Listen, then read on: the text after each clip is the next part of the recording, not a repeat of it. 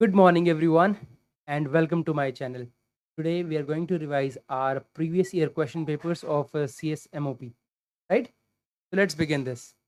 Question number one कहता है which of the following statement regarding a citizen charter are correct? Okay, it is a set of commitment made by a ministry regarding the standard of services delivered. Yes, ये है standard of जो भी standard of services जो होती है ना उसकी एक set of commitment है ये तो this is right. Its objective is to build a bridge between the citizen and the administration. Yes, it is correct. It is enforceable in a court of no, no, it is not enforceable. Its thrust is to render public services citizen centric. Yes, इसका thrust यही है. The correct answer is 1, 2, and 4. Okay, and we just do it one by one. Copy.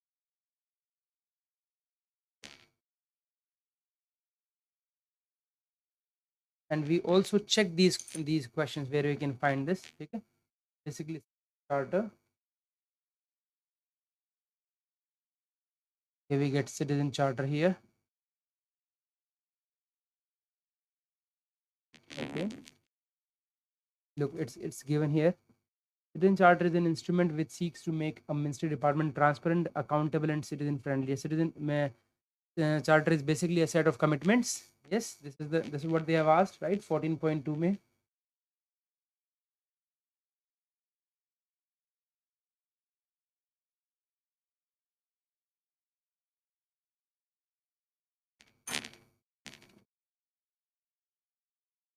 The very first question it says citizen charter वाला जो है ना, so citizen charter that is an instrument which seeks to make a ministry department transparent, accountable, and citizen friendly. ठीक है? A citizen charter is basically a set of commitments. यही तो आया आपका. That is basically a set of commitments made by them regarding the standard of services delivered. Yes, the objective of framing a citizen charter is to build bridge between the citizen and the administration, and to streamline the administration in tune with the needs of the citizen. So not enforceable in law, in a court of law. The citizen charter client charter भी बोलते हैं इसको, is intended to empower citizen and clients so that they can demand committed standard of services and avail remedies in case of non-compliance by service provider or organization. The basic thrust of citizen charter is to render public services citizen centric by making them demands driven rather than supply driven. ठीक है?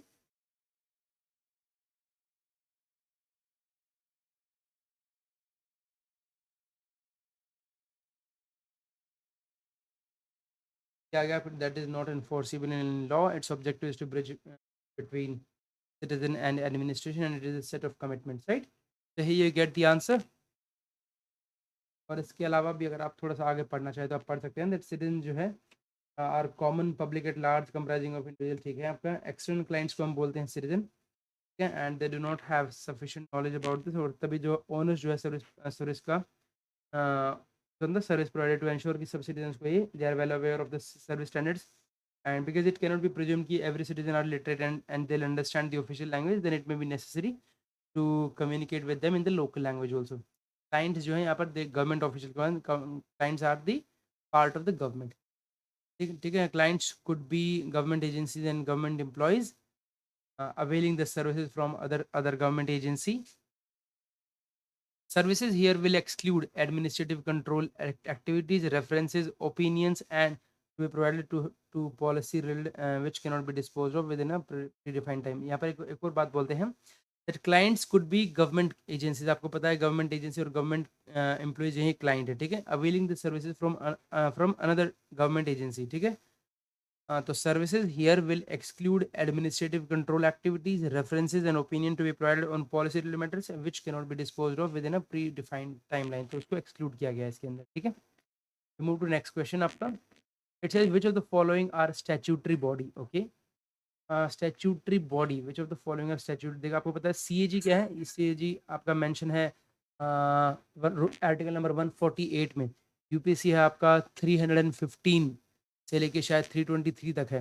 ठीक है, CVC और CIC ये दोनों ड्यूपीटी के under में आते हैं. These are statutory body. ठीक है, ये एक्ट की वजह से बने हुए हैं आपका दोनों के दोनों. ठीक है, तो 3 and 4 बोलता है which of the following are statutory bodies. So 3 and 4 are the statutory bodies. and it's only given there in the MOP.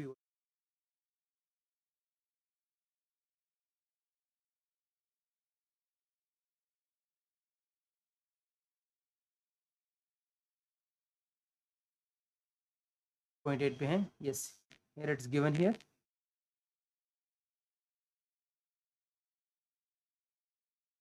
तो ये है आपका statutory body, that is such bodies are establish under the statute of an act और an act, ठीक है। तो हमारा यहाँ पर क्या क्या हमने हमने इसके अंदर किया था, statute that means such bodies are establish under the statute of an act of parliament, ठीक है। They work under the scope under within the scope of and mandate of powers legally provided to them by an act of parliament. ये क्या आपका CVC, CIC, और इसके बाद में central board of film film certification, ठीक है, central board of film certification. और ये दे रहा है नीचे आपका national commission for backward class, ये नहीं है अभी, इसको रिसेंटली चेंज, मतलब नॉट रिसेंटली बट पहले चेंज कर दिया गया है इनको, now it has become a constitutional body, ठीक है। तो सेबी, इसके अलावा आपका और कौन कौन सी स्टैट्यूटरी बॉडी है, that is SEBI, that is security and exchange board of India. Then we have national human right commission, national green tribunal, national commission for women, for minorities, for protection of child rights, competition commission of India, national legal services authority, and then we have UIDAI, Indian Armed Force Tribunal, then NABARD, Commission for Air Quality Management in NCR and adjoining areas. So these are statutory body. इसके ऊपर ही 2.7 वाला point दे रखा है आपका, क्या वो क्या है आपका क्वेश्चन, कॉन्स्टिट्यूशन बॉडी क्या क्या है। Such bodies are constitute under the provision of the constitution of India, such as CAG हो गया आपका रूल नंबर 148 में, आर्टिकल 148 में, इलेक्शन कमीशन 324 में है, UPSC 315 से 323 तक है, अटॉर्नी जनरल है आपका 76 नंबर पे, फाइनेंस कमीशन आपका 280 पर, then we have national commission for SC है 338 पर, ST है 338A, और BC के लिए है आपका 340, and special officer for linguistic minorities है वो आपका आर्टिकल आर्टिकल 350B, ठीक है, और फाइनेंस कमीशन 280 पर है, ठीक है। ये आपके दोनों क्वेश्चंस आ रखे हैं इस तरीके से।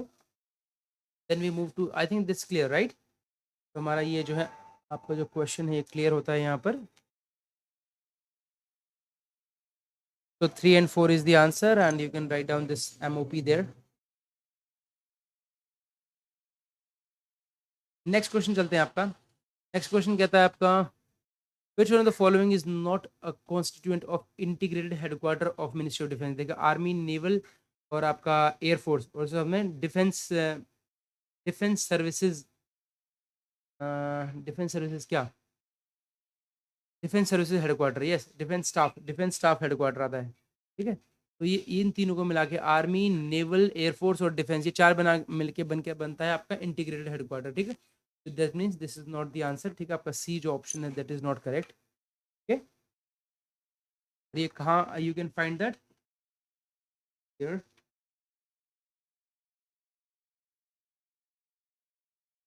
हेडक्वार्टर है आपका आपका इसी में है 2.5 में, ठीक है। तो एक बार पढ़ लेते हैं इसको, that integrated headquarter of ministry of defence का है, comprising army, naval, air headquarter and defence staff headquarter, will be associated in the formulation of policies, okay, ठीक है। क्या काम है इनके, ये एसोसिएट होगा in the formulation of policies in relation to matter concerning the defence of India and armed force of the union, ठीक है। तो इनकी पॉलिसी फॉर्मुलेशन का काम करेगा बेसिकली हेडक्वार्टर, ठीक है। Will associate in the formulation of policies in relation to matters concerning the defence of India and armed force of the union. They would be responsible for providing executive direction required in the implementation of policies laid down by the Ministry of Defense. They shall exercise delegated administrative and financial powers. The role and functions of service headquarters now designated as integral, all other aspects remain unchanged, ठीक है। Basically क्या कर रहा है आपका, एक तरीके से पॉलिसीज जो भी will be associated with the formulation of policies, इनका जो काम होगा basically, and in relation to concerning the defence of India या फिर आर्म्ड फोर्सेज। इसके अलावा they will be an executive direction, they will be providing executive directions in the implementation of policies laid down by the Ministry of Defense. Also exercise the delegated administrative and financial powers भी वो enjoy करेंगे, ठीक है। और अभी जो भी है the role and function of service headquarter now designate, जो पहले सर्विस हेडक्वार्टर था उसको नाम चेंज कर दिया, अभी इंटीग्रेटेड हेडक्वार्टर हो गया है, ठीक है। Clear. Next one, chief accounting authority of a ministry और department is, chief accounting authority आपका हमेशा सेक्रेटरी होते हैं, secretary of a concern ministry is always the chief accounting authority. Here you can find that accounting authority. Given here at point number 3.1। Secretary जो है आपके, that is the chief account, क्या पढ़ लेते हैं एक बार। That is secretary is basically the administrative head होते हैं वो मिनिस्ट्री के। Is also the principal adviser of the ministry in all, जितने भी पॉलिसी मैटर्स होते हैं ना और एडमिनिस्ट्रेशन के जितने भी मैटर हैं उनके वो प्रिंसिपल एडवाइजर होते हैं, एज वेल एज इसको principal advisor to the minister, ठीक है। His responsibilities complete and undivided होते हैं and he is the chief accounting authority of this, ठीक है। Advisor of the minister, principal advisor होते हैं मिनिस्टर के, ठीक है।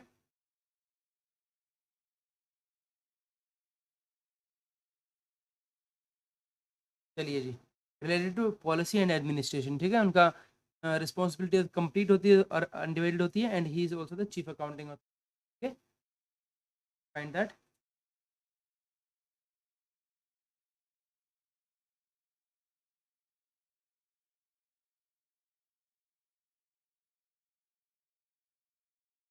नेक्स्ट है आपका CPSE, central public service, public sector enterprises are those companies which are under the administrative control of the central ministry department and where the equity held by the government servant जब भी 50% से ज़्यादा होता है then it becomes a CPSE, ठीक है।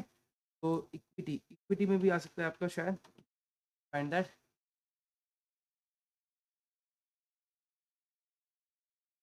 Yes, यही आ गया आपका 2.10 है। टू सेकेंड जो चैप्टर काफ़ी इंपॉर्टेंट है, learn this.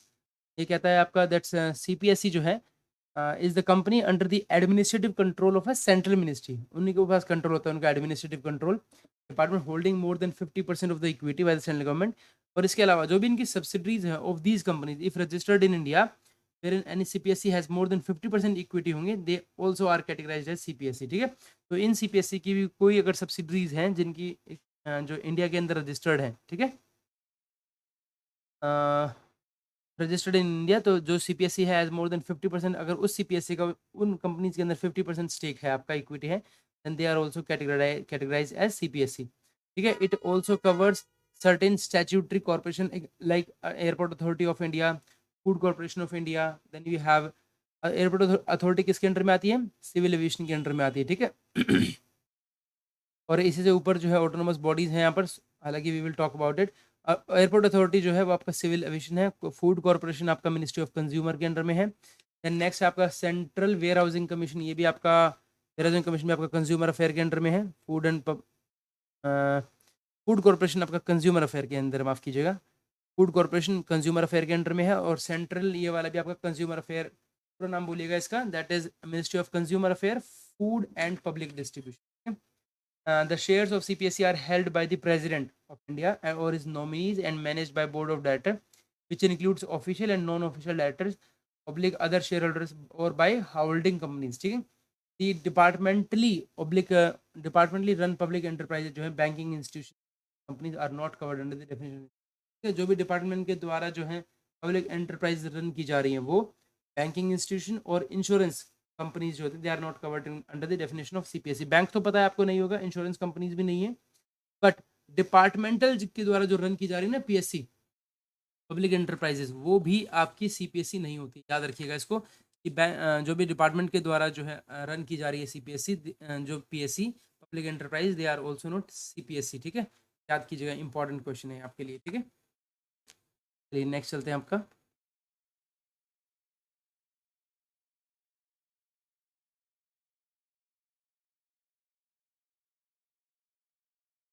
Although which of the following category of person are eligible to medical facilities under the C, C casual leave आ गया हमारे पास। टू कम बैक केस किसको बोलते हैं? Yes, this question is something that belongs to CSMOP।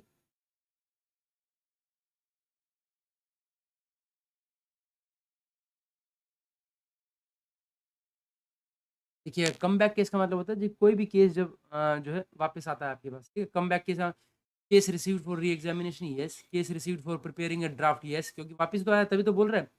For preparing a draft, case received for preparing a summary of the case, yes. Case received for processing in line with the written instruction of the officer, yes. ये चारों के चारों cases जो है आपके, that becomes the case of a come back case. ये आपका हमने डिस्कस किया था इसके अंदर, ये कम बैक केस जो है आपका, तेरा आपका come back case means a case received back for further action such as re-examination, important है आपके लिए। ओके, दैट इज, इसके अंदर क्या क्या दे रखा है आपका, case received for re examination, ठीक है, और preparing a draft, okay, then summary of the case, right, and to process in line with the written instruction of the senior officer. Such cases are to be dealt with immediately, and in case of re-examination it must be submitted with a reasoned self-contained note के उसमें दिया है, ठीक है, तो हो गया आपका क्लियर। आगे चलते हैं, आपका नेक्स्ट है आपका a note of temporary value of ephemeral importance, ठीक है, ठीक है, इफिमेरल इंपॉर्टेंस का कोई नोट है, अ note of a temporary value और ephemeral importance recorded outside the file to facilitate consideration of the case by higher officers is known as कि ये हमने उस टाइम पे भी पढ़ा था। देखिए सेक्शनल नोट नहीं है, सेक्शनल नोट का मतलब होता है, सेक्शनल नोट का मतलब होता है कि कोई भी आपका कुछ भी मतलब कुछ भी आपके पास वो आया, आपके पास जो पीयूसी आई, उस पीयूसी के अंदर बहुत सारी इश्यूज हैं, उनमें से आपने सेक्शन वाइज उसको बांट लिया कि एक इशू यहाँ पर डील करेगी, होता है सेक्शन नोट आपका, ठीक है। डिस्कस नोट होता है जिसमें आपको ऑफिसर से आप डिस्कस करके और तब आप नोट पुटअप करते हो, that is a discuss note. Running summary of note जो होता है वो होता है आपका, रनिंग समरी ऑफ नोट मतलब जिसके अंदर कोई भी फाइल जो चल रही है उसके आप उसको जो है इमीडिएट मतलब एक पूरी की पूरी फाइल का, ठीक है, आप कुछ जिस्ट लिख लेते हैं कि हाँ इसमें ये डेवलपमेंट हो रही है, उसको अपडेट करते रहते हैं, that is a running summary of facts. ये आता है एक्चुअली आपका, this is your routine note, इसको क्या बोलते हैं, इसको रूटीन नोट बोलते हैं। That is a note of temporary value, इसकी जो है वैल्यू जो है टेम्पररी होती है और इफिमेरल ना के बराबर उसकी इंपॉर्टेंस होती है, और रिकॉर्डेड किया जाता है वो outside the file to facilitate consideration of the case, ताकि इसको कंसिडर किया जा सके बाय द हायर अथॉरिटी, ठीक है, that is note a routine note बोलते हैं इसको, ठीक है। पर देख लेते हैं कहाँ पर है आपका, ये आपका इसी के अंदर है, नोट आपका आता है, that is really very important, अच्छा क्वेश्चन है ये आपका। तो अरे देखिए, तो रूटीन नोट का मतलब क्या होता है, routine note basically means a temporary value और ephemeral importance recorded outside the file, a record of casual discussion or a note on a point of secondary importance जो भी होता है intended to facilitate consideration of the case by the higher authority, ठीक है। तो routine note का मतलब हुआ कोई भी टेम्पररी वैल्यू का या ephemeral importance का recorded outside the file, and that is कैसे एग्जांपल है, रिकॉर्ड ऑफ कैजुअल डिस्कशन आपने ऑफिसर के साथ कर लिया, या फिर a note on point of secondary importance का कोई भी है जिसके साथ आपने ऑफिसर के साथ कैजुअली डिस्कस किया, और वो डिस्कस आपने इसलिए किया सो दैट वो जो ऑफिसर है उसके उनके कंसिडरेशन में आ जाए और वो उसको इजीली फैसिलिटेट कर सके, ठीक है, of the case by higher officers, ठीक है। रनिंग समरी ऑफ फैक्ट्स हमने बता ही दिया है, किसी भी केस के अंदर जो है रनिंग समरी ऑफ फैक्ट्स मतलब द केस जो है उसको अपडेट किया जाता है from time time to incorporate significant development आती है, ठीक है।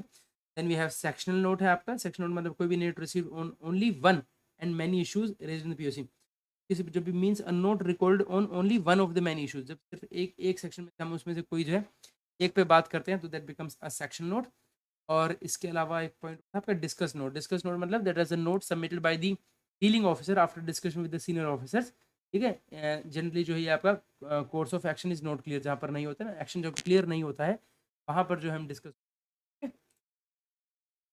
ये भी आपका क्लियर हो गया क्वेश्चन नंबर 9। नेक्स्ट चलते हैं, which of the following serves as a repository of technical information and also advise the department on various aspects of matter dealt with. देखिए सबसे पहले स्टैट्यूटरी बॉडी, अटैच्ड ऑफिसेज और आपके subordinate body, ये क्या है, these are your executive agencies होती हैं, ठीक है। सबसे ऊपर क्या आता है, सबसे ऊपर तो आपका मिनिस्ट्री आता है, उसके ऊपर क्या आता है, उसके ऊपर आपका सॉरी स्टैट्यूटरी बॉडी काट दीजिए यहाँ पर, ये अटैच्ड ऑफिस और सबऑर्डिनेट ऑफिस आपकी जो है एग्जीक्यूटिव एजेंसीज होती हैं, ठीक है। ये दो हैं आपका, नोट 3, मिस्टेक हो गया ये आपका, यस। तो ये आपका अटैच्ड ऑफिस और सबऑर्डिनेट ऑफिस, ये क्या है आपकी, दीज आर योर वो होती हैं आपकी एग्जीक्यूटिव एजेंसीज है, मतलब बेसिकली मिनिस्ट्री ने रूल बनाया और उसको नीचे जब ग्राउंड लेवल पे आपको करना हो तो आप जो है with the help of attached office subordinate office के थ्रू करवाते हैं। सबसे ऊपर आता है मिनिस्ट्री, उसके बाद आता है अटैच्ड ऑफिस और उसके नीचे होता है सबऑर्डिनेट ऑफिस, ठीक है। तो इसका जो सबसे पहले अटैच्ड ऑफिस का काम बेसिकली ये होता है कि वो अपनी तरफ से जो है जो भी मिनिस्ट्री ने पॉलिसी वगैरह बनाई है उनको जब इम्प्लीमेंट करवाने की बात आती है तो ये एग्जीक्यूटिव एजेंसीज हैं बेसिकली, ये काम करवाती हैं। और सबऑर्डिनेट ऑफिस का मतलब होता है, और ये रिपोजिटरी का भी काम करती है, इसका आंसर हालांकि आंसर ये है आपका। और सबऑर्डिनेट ऑफिस मतलब सेम यही, और अटैच्ड ऑफिस जहाँ पर अटैच्ड ऑफिस नहीं होता वहाँ पर सबऑर्डिनेट ऑफिस काम करते हैं, या फिर अटैच्ड ऑफिस जो है सबऑर्डिनेट ऑफिस जो है अटैच्ड ऑफिस के अंडर में काम करते हैं, या फिर जो सबऑर्डिनेट ऑफिस जो जो जितने भी होते हैं, ठीक है, वो जो है फील्ड ऑफिस में अगर होते हैं तो फील्ड ऑफिस में बेसिकली काम करते हैं, ठीक है। Where you can find this important यहाँ पर तो नहीं मिल रहा है।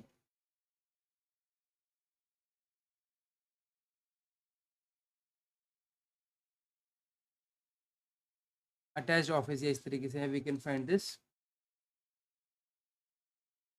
ये आपका है, बोलता है where the execution of the policies of the government requires decentralisation. जहाँ पर भी जो है एग्जीक्यूशन ऑफ पॉलिसीज जो है, एग्जीक्यूशन ऑफ पॉलिसीज जो है of the policies of the government requires decentralisation की बात होती है ऑफ एग्जीक्यूटिव एक्शन और direction, department may have its executive agencies as attached and subordinate offices. ठीक है, तो अटैच्ड ऑफिस का मतलब क्या हुआ आपका? अटैच्ड ऑफिस का मतलब होता है जहाँ अटैच, जैसे देखिए जहाँ पर भी execution of the policies of the government requires decentralisation, जहाँ पर भी जो किसी भी पॉलिसी को एग्जीक्यूट करने के लिए अगर गवर्नमेंट को चाहिए डिसेंट्रलाइजेशन ऑफ, क्या चाहिए गवर्नमेंट, ताकि उसको डिसेंट्रलाइज कर सके ऑफ एग्जीक्यूटिव एक्शन, क्योंकि सब कुछ सबको मिनिस्ट्री थोड़ी ना कर सकती है, तो वो डिसेंट्रलाइज कर देना। डिसेंट्रलाइज का मतलब होता है दैट मीन रीडिस्ट्रीब्यूट कर दिया उन्होंने अपने डिसीजन मेकिंग पावर को टू द लोअर लेवल्स। ठीक है, और डेलीगेशन का मतलब क्या होता है? डेलीगेशन का मतलब होता है कोई भी आपने असाइन किया स्पेशल टास्क, ठीक है, while retaining the ultimate decision making authority, वो आपके पास ही रहती है। लेकिन जब आप डिसेंट्रलाइज करते हैं, ठीक है, एक होता है सेंट्रलाइज करना मतलब आपकी पावर्स अपने पास रखना, और डिसेंट्रलाइज करना मतलब अपनी पावर्स को छोड़ देना, डिसेंट्रलाइज कर देना। ठीक है, तो जो डिसीजन मेकिंग पावर है वो लोअर लेवल्स पर देते हैं, दैट इज कॉल्ड डिसेंट्रलाइजेशन। और डेलीगेशन का मतलब होता है, डेलीगेट किया मतलब उन्होंने अल्टीमेट डिसीजन, जो उनकी पावर है, डिसीजन अथॉरिटी है, वो आपकी किन के पास रही, वो उन्होंने डेलीगेट कर दिया, मतलब लेकिन वो जो मेन पावर है वो उन्होंने अपने पास ही रखी। ठीक है, दैट इज कॉल्ड डेलीगेशन और decentralisation. I would like to take a break of 2 minutes please.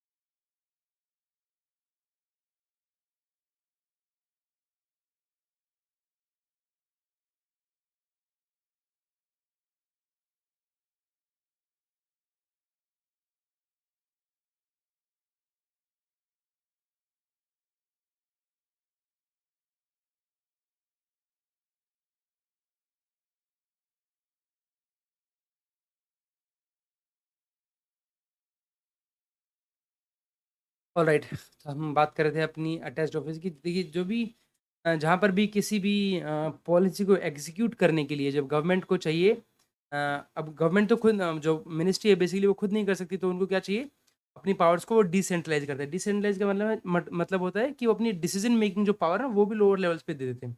और डेलीगेट का मतलब होता है कि उन्होंने सिर्फ कोई कई काम जो है असाइन करते हैं उनको, लेकिन अल्टीमेटली उनके पास जो डिसीजन मेकिंग पावर जो होती है ना, वो अपने पास ही रखते हैं, ठीक है। That is called delegation. और डिसेंट्रलाइजेशन का मतलब होता है जब आप डिसीजन मेकिंग पावर्स को लोअर लेवल पे दे देते हैं, ठीक है।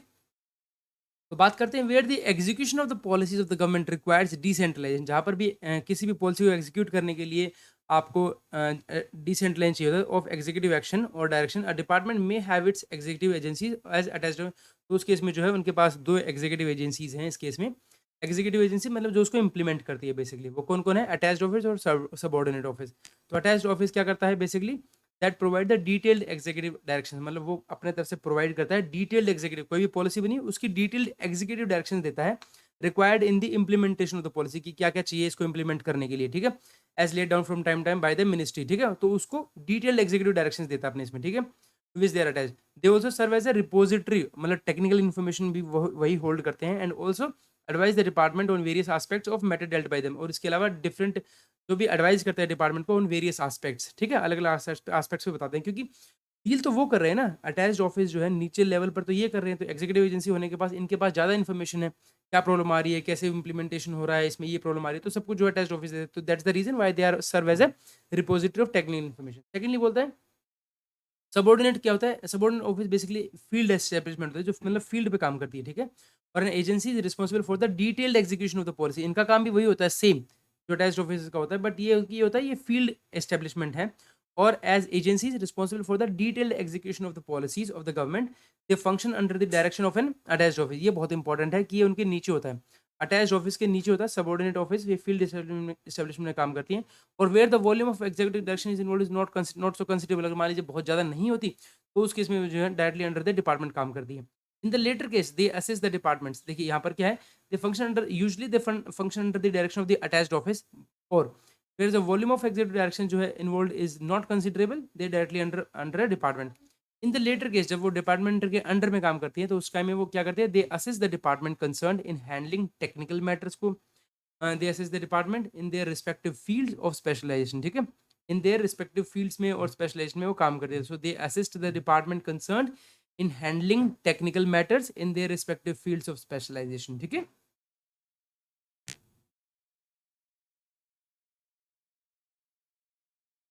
क्या तो ये क्लियर हो गया आपका कि बेसिकली वो क्या करती हैं लेटर केस में, वो असिस्ट करती है डिपार्टमेंट्स को इन हैंडलिंग टेक्निकल मैटर, ठीक है। बट रिपोजिटरी नहीं है ये, ठीक है। ये हेल्प करती हैं इसमें the department concern in handling technical matters in their respective fields of specialisation, जो भी उनका फील्ड स्पेशलाइजेशन फील्ड है उसके अंदर, ठीक है। ये भी आपका क्लियर हो गया है, राइट। नेक्स्ट क्वेश्चन चलते हैं हम आपका, दिस इज डन। क्लियर हो गया आपका statutory body we have covered. Autonomous body यहाँ पर एक दे रखा है, if you want you can do that. Autonomous body यहाँ पर क्या होता है? ऑटोनोमस बॉडी बेसिकली क्या होता है, ये पर ही दे रखा है आपका, एक बार कर लीजिए just because an option is given there.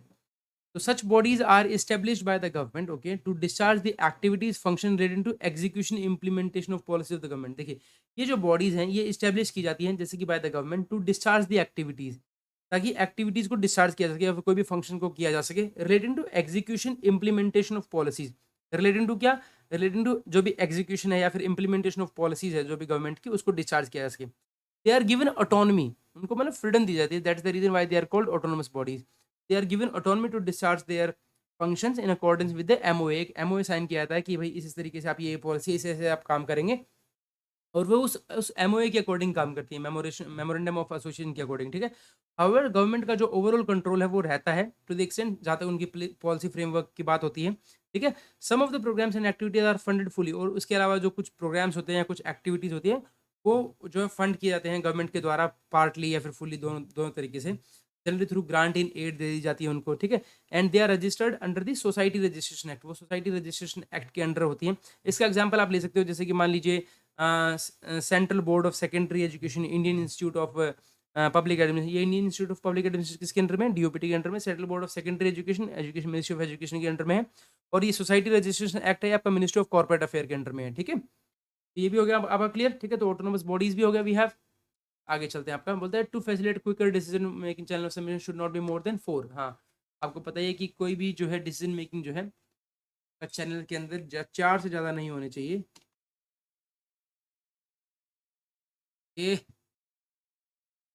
Which we can find that somewhere. Yes, ये आपका दे रखा है, पेज नंबर 66 पर है आपका। There you can go and just write down if you want, और else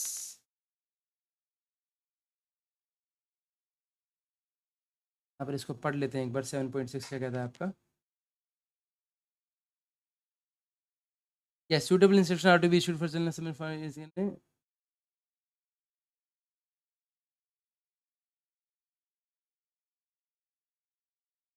yes. Each department will review the instruction on level of disposal years। 3 साल में एक बार कम से कम करेंगे आपका, रिव्यू करेंगे, keeping the number of levels to the minimum. और ये कहना है should not be more than 4 in case of files to be. File हमेशा डेप्टी सेक्रेटरी से और डायरेक्टर सेक्रेटरी टू डायरेक्टर ही करेंगे उसको, ठीक है।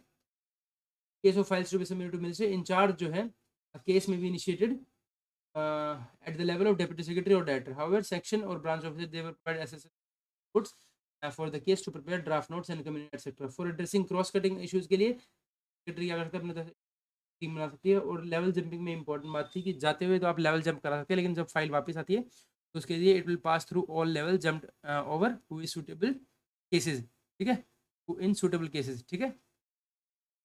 तो आपका क्वेश्चन क्लियर हो गया आपका?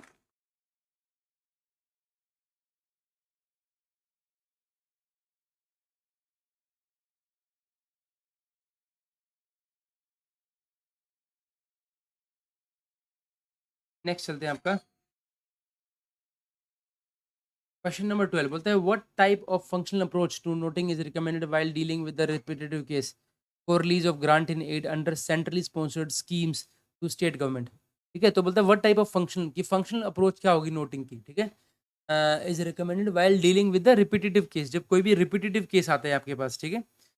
तो रिपीटेटिव केस में रिपीटेटिव केस आपको पता है ना, आपका रिपीटेटिव केस जब भी होता है तो आपको उसके क्या करना चाहिए, आपको develop and use standard process sheet आप उसके अंदर यूज करते हैं। हमारे पास जो है 5 तरीके की फंक्शनल अप्रोच है हमारी नोटिंग की। सबसे पहले होता है आपका what type of functional approach to noting is recommended while dealing with this, okay, with the reporting for release in grant under. देखिए इसका आंसर तो है इसका प्रोसेस शीट, ठीक है, but I would like to recall कि वो क्या क्या है। इसके अंदर 5 होती है हमारी फंक्शनल अप्रोच। सबसे पहला होता है जिसमें आपको नो नोटिंग रिक्वायर्ड होती है, ठीक है। और एक होता है जिसके अंदर आपको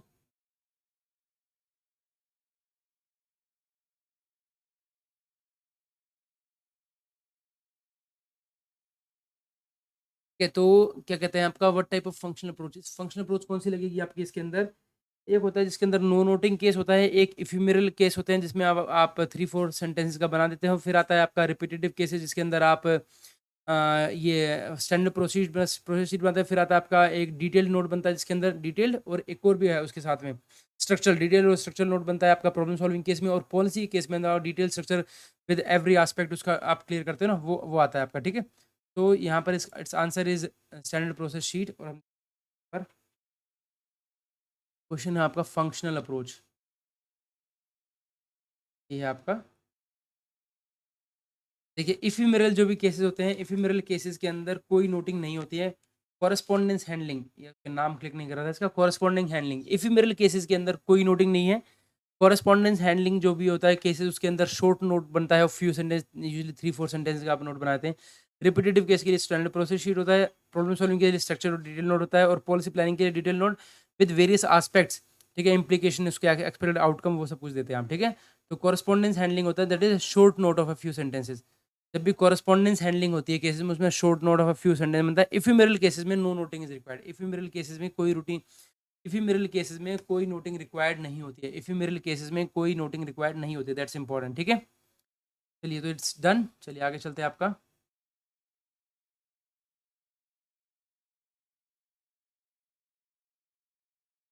नेक्स्ट बोलता है the form of communication, okay, use by department while corresponding with constitutional bodies like UPSC, the constitutional bodies या स्टेट गवर्नमेंट के साथ जब भी आपको करना होता है तो we do it with the help of a letter, letter से आप करते हैं, ठीक है। इट्स गिवन देयर, हमारा जो ये फॉर्म ऑफ वो है ना, उसके अंदर दे रखा है आपका, ये आपका form of communication, it's given there.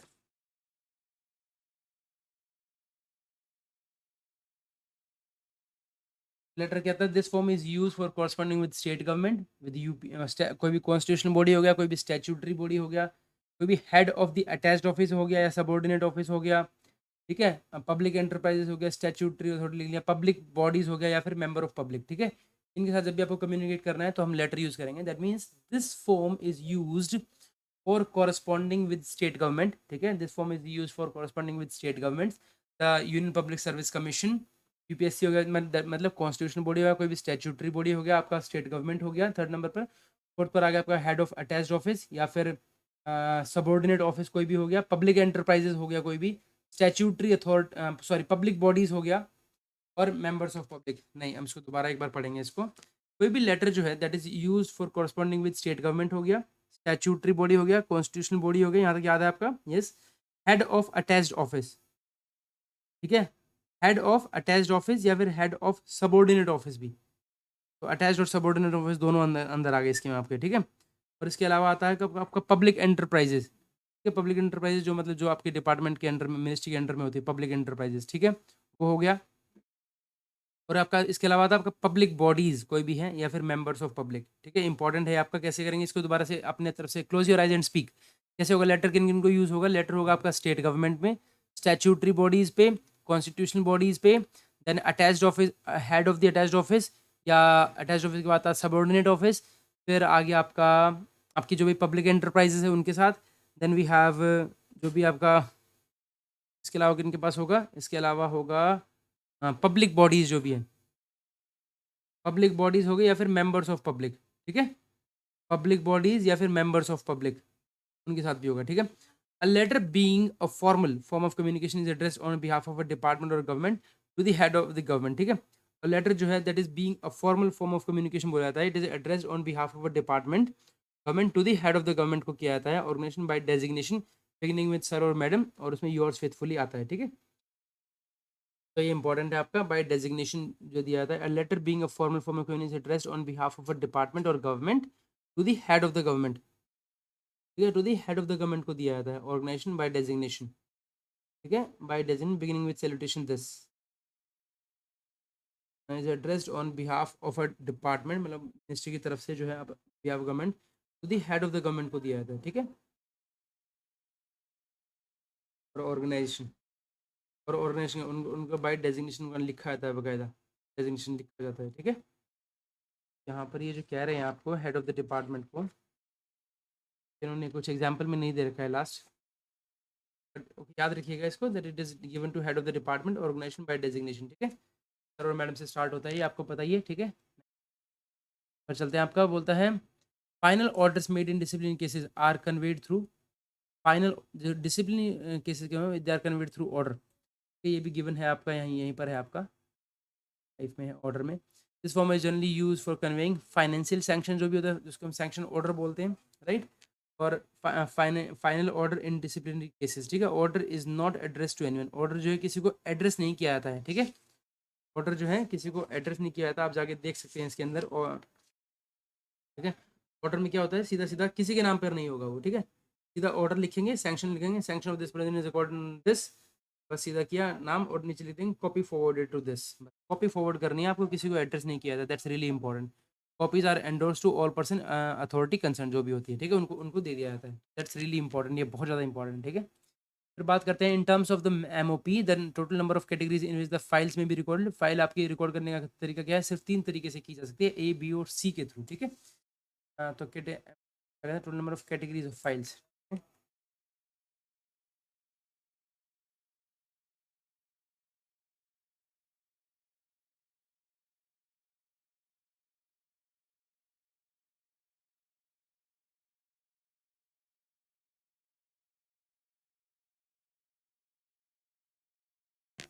okay.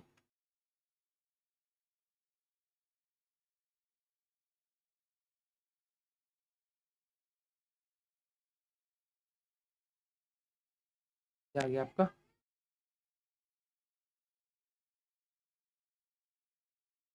Category जो है थोड़ा सा लास्ट में जाकर कहीं है आप,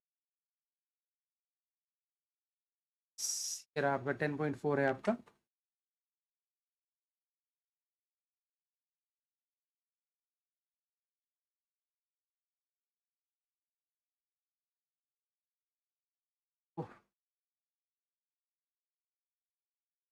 यस, तो इसमें ए बी सी 3 फाइल होती हैं, और अगर मैं बात करूँ ई फाइल्स की, तो ई फाइल के अंदर जो 2 कैटेगरी होती है, ए और सी, ठीक है? सेम तरीके से काम करती हैं। ए जो वाली फाइल है, जो परमानेंट नेचर की बेसिकली, उनको कीप और माइक्रोफिल्म किया जाता है उनको, ठीक है? The categorisation will be applied for files which qualify for permanent preservation, उन्हीं को आता है। फॉर एडमिनिस्ट्रेटिव पर्पसेस, ठीक है?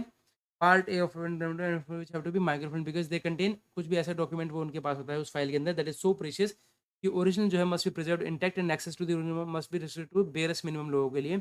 और या फिर वो मटेरियल ऐसा है that likely to be required for frequent reference by different ministries, तो इस तरीके। और या फिर फाइल्स ऑफ हिस्टोरिकल इंपॉर्टेंस, या तो कोई डॉक्यूमेंट ऐसा है जो कि बहुत ज़्यादा लोगों को चाहिए होता है, या फिर बहुत बेयरस्ट मिनिमम लोगों को उसकी एक्सेस है, या फिर कोई हिस्टोरिकल इंपॉर्टेंस की कुछ भी होता है, तो वो कीप और माइक्रोफिल्म की जाती है।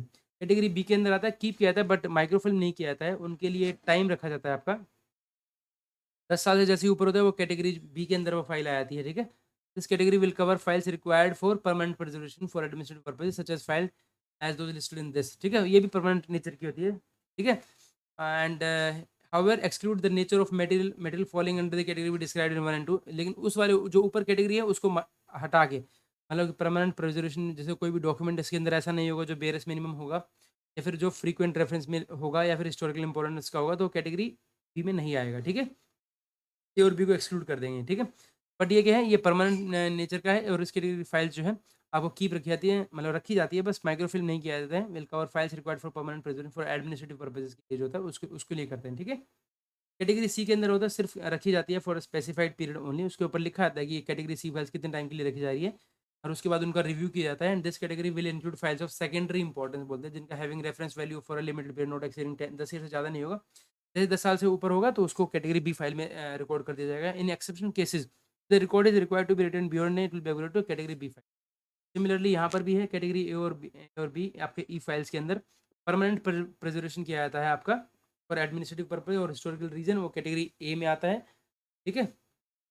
कैटेगरी सी होता है जिसमें सेकेंडरी फाइल्स, इसमें बी नहीं है कैटेगरी, कैटेगरी ए और कैटेगरी सी फाइल्स होती हैं। इसके अंदर दूसरी वाली कैटेगरी, मतलब ए और बी जो है ना, वो आपका कैटेगरी ए के अंदर आता है, और 10 साल से ऊपर वाला सिंपल फंडा है, अगर तो उसको कैटेगरी ए में शिफ्ट कर देते हैं, अदरवाइज 10 से नीचे होते हैं तो उसको कैटेगरी सी में रखते हैं, ठीक है? इंपॉर्टेंट है आपका। नेक्स्ट चलते हैं आपका क्वेश्चन।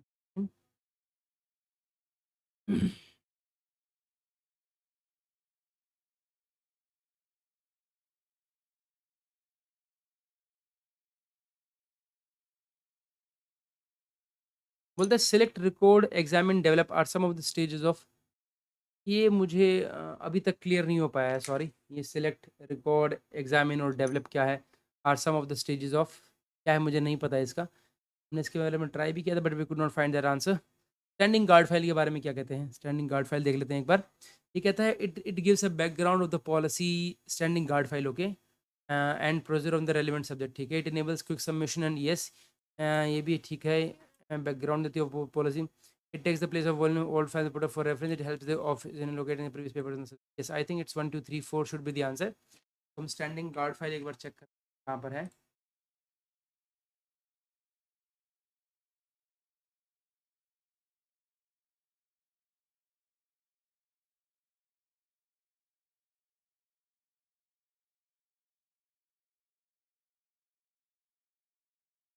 इस 11.4 पर है आपका।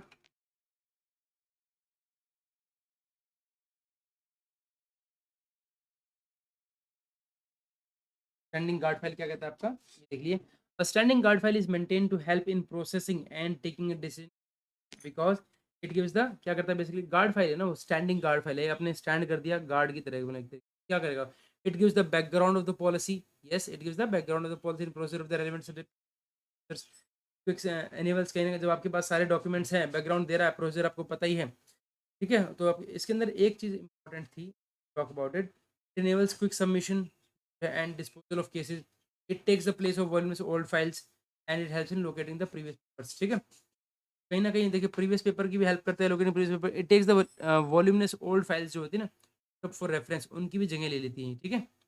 The place of voluminous old files put up for reference और it enables quick submission on disposal of cases, ठीक है। It is a compilation consisting of following 3 parts में होती है इसके अंदर, क्या क्या, एक उसके अंदर होता है रनिंग समरी ऑफ फैक्ट्स, ये जो it is a compilation consisting of following 3 parts, A running summary of the principle or policy or procedure on a subject with number and date of relevant decision or orders quoted in margin.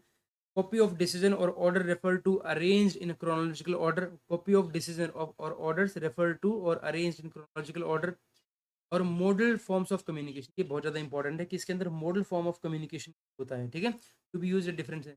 तो it is a compilation consisting of 3 parts. अगर आपसे पूछ लिया जाए कि standing guard file के अंदर कौन कौन सी 3 चीज़ें होती हैं, तो ये बहुत ज़्यादा इंपॉर्टेंट है कि इसके अंदर वो फॉर्म्स भी रखे जाते हैं, मॉडल फॉर्म्स ऑफ कम्युनिकेशन भी रखे जाते हैं, जब डिफरेंट स्टेजेस में जो यूज़ की जाती है। अगर मान लीजिए कोई भी पर्सन है, उसको नहीं पता कोई भी नया अगर मान लीजिए कोई ज्वाइन करता है, उसको नहीं पता कि कौन कौन से हम जो है पार्ट जो है इसके अंदर यूज़ कर सकते हैं, model form of communication use कर सकते हैं, किस में कहाँ भेजना है, लेटर भेजना है तो स्टेट गवर्नमेंट को भेजेंगे तो लेटर भेजेंगे या क्या भेजेंगे, ठीक है, इस तरीके से। तो ये जो मॉडल फॉर्म ऑफ कम्युनिकेशन है वो भी आपको देनी है। कॉपी ऑफ डिसीजन और जो भी ऑर्डर से referred to arrange in chronological order में होना चाहिए, और एक रनिंग समरी ऑफ फैक्ट्स होना चाहिए उसके अंदर, the principle of policy procedure with date and number relevant decision और ऑर्डर कोटेड इन मार्जिन, ठीक है, वो सब कुछ होना चाहिए इसके अंदर, ठीक है, ताकि कोई भी नया ऑफिसर आएगा तो उसके लिए बहुत ईजी हो जाएगा ये, ठीक है। और कहते हैं कि इसके अंदर ये कहते हैं कि सबसे पहले आपको क्या करना है, टू क्रिएट एक स्टैंडिंग फंड, सबसे फर्स्ट स्टेप है आपका पार्ट 2 कंप्लीट करना, मतलब एक तरीके से आपको कॉपी ऑफ डिसीजन और ऑर्डर रेफर टू अरेंज, उनको सबसे पहले क्रोनोलॉजिकल ऑर्डर में लगाइए आप, ठीक है, गेट अ कॉपी उसको लगा दीजिए वहाँ पे, go through these orders and note important points, फिर देर आफ्टर मेक उसके बाद तो आप समरी बना पाएंगे उसके उनके बेसिस पर, then put this in logical sequence, take previous files if any on the subject, go through the correspondence portion, take copy of the communication to the different stage of the case, and finalize जो है draft along with standard process sheet would form the part 3, ठीक है। Standing guard files are given a number and the list of guard files जो है maintain by it, ठीक है, the section जो है must have a list and a copy of the list जो है must available with and each dealing officer, ठीक है, दोनों के पास होना चाहिए। स्टैंडिंग गार्ड फाइल जो है ग्रेजुअली लूज इट्स सिक्योरिटी, अगर आप उसको अपडेट नहीं करेंगे तो आपको अपडेट करती रहनी है, डीलिंग ऑफिसर को अपडेट करना है। Revise the running summary of by adding, जो भी उसके अंदर आता रहता है, प्रिपेयर अ ड्राफ्ट पैराग्राफ, जो भी कुछ उसके अंदर आप करते रहेंगे आप, such revision are to be made only after preparing a draft, और उसको आपको ब्रांच ऑफिसर से क्लियर कराना है, तब उसके अंदर रनिंग समरी ऑफ फैक्ट्स के अंदर ऐड करना है आपको, ठीक है। And similarly as when the form revise additional one is devise, तो आप वहाँ पर लगा सकते हैं, ठीक है, that is called your standing guard file. इससे आगे एक दे रखा है थोड़ा सा important, I would like to talk about it. Standing note क्या होता है? स्टैंडिंग नोट होता है that is very helpful in retrieval of important files. Standing note जो है आपके लिए काफ़ी हेल्पफुल होता है रिट्रीवल करने के लिए, जब भी आप इंपॉर्टेंट फाइल्स को रिट्रीव कर सकते हैं, ठीक है, on the subject to which standing note pertains, ठीक है, as it contains reference of important previous files, ठीक है, इसके अंदर रेफरेंस होते हैं प्रीवियस। स्टैंडिंग नोट का मतलब होता है, स्टैंडिंग नोट मतलब कि पूरा कंप्लीट नोट है वो आपका, ठीक है, हेल्पफुल होता है retrieving on important files on the subject to which standing note pertains, ठीक है, किसी फाइल से पर्टेन, तो इसके अंदर क्या क्या होता है, it contains references two important previous files, उसका रेफरेंस दिया रहता है उसके अंदर कंसर्निंग द सब्जेक्ट, ठीक है, by referring to standing note one can easily have access to important files in the subject and to locate them without any delay. मतलब उसके अंदर एक तरीके से स्टैंडिंग नोट के अंदर देता है कि ये फाइल जो है रेफर हुई है, ये वाला अगर आपने कुछ भी रूल लिखा तो ये वाला इस फाइल से लिखा है, और उस फाइल का नंबर वहाँ लिख देते हैं स्टैंडिंग नोट के अंदर। तो क्या होता है, जब भी कोई स्टैंडिंग नोट को पढ़ता है तो ईजिली उसको रिट्रीव कर सकता है। So it's a continuing note explaining, among other things, the history or development of the policy and process designed to serve as complete background देता है आपको for review of the existing policy, a brief for preparing replies to parliament, और ये induction and training material के लिए बहुत ज़्यादा याद है। इज ए कंटिन्यूइंग नोट है, एक्सप्लेन करता है among other things the history and development of the policy and procedure designed to serve as complete background material for review of the existing policy, a brief for preparing replies to parliament question, और induction और training material के लिए भी काम आता है। तो standing note आपका बहुत ज़्यादा इंपॉर्टेंट है। ये क्वेश्चन शायद अभी पूछा नहीं है, but they may ask this question कि स्टैंडिंग नोट जो है क्या आपका मतलब क्या ऐसी चीज़ है जो कि स्टैंडिंग मतलब कंप्लीट बैकग्राउंड देती है material for review of the existing policy, a brief for preparing replies to parliament question, और इंडक्शन और ट्रेनिंग मटेरियल, ठीक है। और इसमें अगर आपने स्टैंडिंग गार्ड फाइल लिख दिया तो भी कंफ्यूज हो सकता है, तो याद रखिएगा इसको कि ये स्टैंडिंग नोट है ना कि गार्ड फाइल है, ठीक है। Note should be brought to up to date in the incorporating relevant changes जो भी होते हैं वो करना है आपको, ठीक है।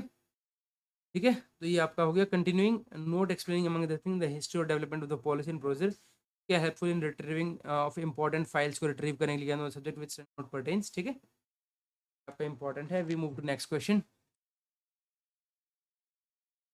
बोलता है which on the following leadership styles would be most appropriate when a complex task has to be performed and your staff are not experienced और motivated to do it when you are under time pressure for completion. जब भी आप pressure में होते हो तो आप क्या करेंगे उसको? मैंने उसको बोला था कि हम मैं सपोर्ट करूंगा इस केस में। आई एम नॉट श्योर कि क्या करना चाहिए। मुझे लगता है कि मुझे सपोर्ट करना चाहिए। अगर मान लीजिए कोई नया बच्चा आता है, उसको नहीं पता है, So which one of the following leadership styles would be most appropriate when a complex task has to be performed? कोई कॉम्प्लेक्स टास्क है, उसको कुछ पता ही नहीं, एंड योर स्टाफ एक्सपीरियंस ही नहीं है, ना ही मोटिवेटेड है टू डू इट, ठीक है, और motivate to do it when you are under time pressure, और आपको एकदम टाइम सपोर्ट कर देंगे भाई, खुद से कर देंगे। उसको डेलीगेट कर रहे हो आप कि नहीं, डेलीगेशन जब उसको कुछ पता ही नहीं है क्या करेंगे डेलीगेट करके। कोचिंग करना ठीक है, उसको बता रहे हैं, लेकिन उसको थोड़ा सा भी अनएक्सपीरियंस्ड है, मोटिवेटेड नहीं है, तो कोच करके क्या करेंगे, सपोर्ट करेंगे जी पूरा। Support is the right answer. Direct नहीं करेंगे कि हाँ भाई ऐसे करो ऐसे करो, ठीक है यार, हम खुद से हेल्प कर सकते हैं आई थिंक, ठीक है। देन अच्छा ये वाला हमें मिला नहीं था कहीं पर भी, नॉट फाइंड दिस। सपोर्ट जो है एक जगह पर जहाँ एसओ का काम है वहाँ दे रखा है, बट वो नहीं दे रखा था इसके अंदर।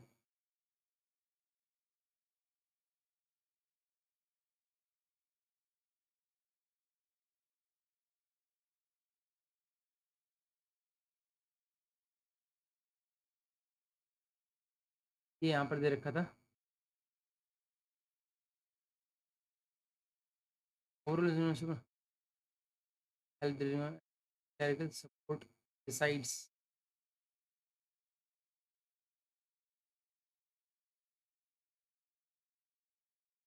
ठीक है, ये कुछ जनरल ड्यूटीज दे रखी है उनकी।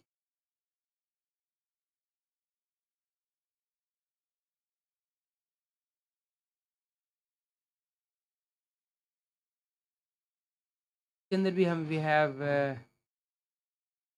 चेक कर लिया था, but we could find anywhere.